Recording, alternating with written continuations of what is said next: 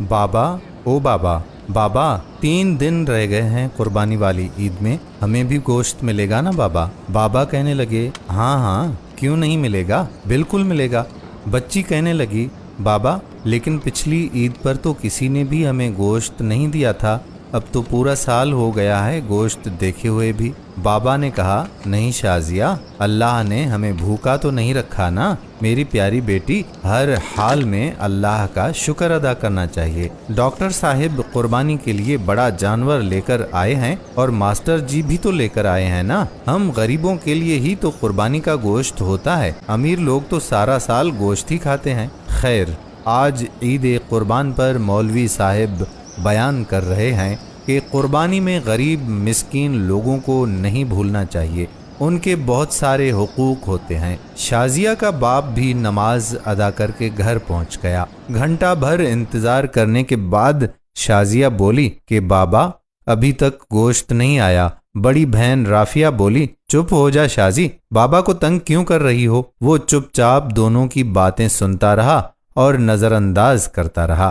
کافی دیر گزرنے کے بعد جب کہیں سے گوشت نہیں آیا تو شازیہ کی ماں بولی کہ جی سنیے جی، میں نے تو پیاز اور ٹماٹر بھی کاٹ دیے ہیں لیکن کہیں سے ابھی تک گوشت نہیں آیا، کہیں بھول تو نہیں گئے ہماری طرف گوشت بھجوانا، آپ خود جا کر مانگ لیں۔ باپ بولا شازیہ کی ماں تمہیں تو پتا ہے آج تک ہم نے کبھی کسی سے کچھ مانگا ہی نہیں، اللہ پاک کوئی نہ کوئی سبب پیدا کرے گا۔ دوپہر گزرنے کے بعد شازیہ کے اصرار پر پہلے ڈاکٹر صاحب کے گھر گئے اور بولے ڈاکٹر صاحب میں آپ کا پڑوسی ہوں، کیا قربانی کا گوشت مل سکتا ہے؟ یہ سننا تھا کہ ڈاکٹر صاحب کا رنگ لال پیلا ہونے لگا اور حقارت سے بولے پتہ نہیں کہاں کہاں سے آ جاتے ہیں گوشت مانگنے، اور تڑاک سے دروازہ بند کر دیا۔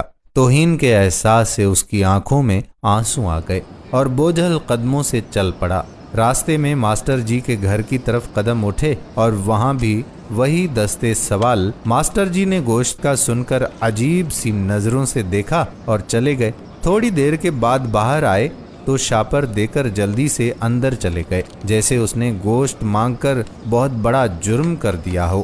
گھر پہنچ کر دیکھا تو صرف ہڈیاں اور چربی۔ خاموشی سے اٹھ کر کمرے میں چلے گئے اور خاموشی سے رونے لگے۔ بیوی آئی اور بولی کہ کوئی بات نہیں، آپ غمگین نہ ہوں، میں چٹنی بنا لیتی ہوں۔ تھوڑی دیر بعد شازیہ کمرے میں آئی اور بولی بابا ہمیں گوشت نہیں کھانا، پیٹ میں ویسے بھی درد ہو رہا ہے۔ یہ سننا تھا کہ آنکھوں سے آنسو گرنے لگے اور پھوٹ پھوٹ کر رونے لگے، لیکن رونے والے وہ اکیلے نہیں تھے، 2 بچیاں اور بیوی بھی آنسو بہا رہے تھے۔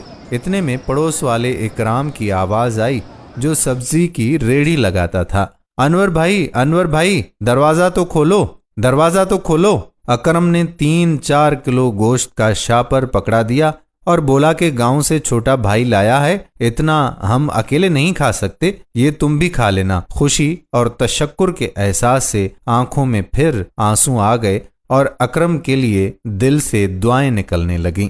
گوشت کھا کر ابھی فارغ ہوئے ہی تھے کہ بہت زور کا طوفان آیا، بارش شروع ہو گئی، اس کے ساتھ ہی بجلی بھی ہو گئی غائب۔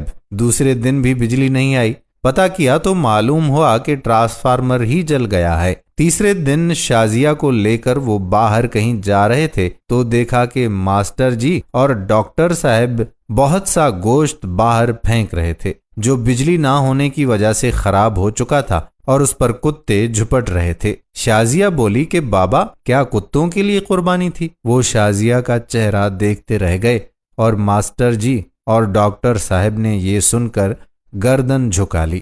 خدا را احساس کریں غریب اور مسکین لوگوں کا۔ یہ صرف ویڈیو ہی نہیں، اپنے آس پاس خدا را مساکین کی ضرورتوں سے ہمہ وقت آگاہ رہنے کی آپ سے درخواست بھی ہے۔ اس قربانی پر اپنے پڑوسیوں میں خدا را مساکین کو بھی ضرور اس کا حصہ دیں تاکہ وہ آپ کے لیے دعا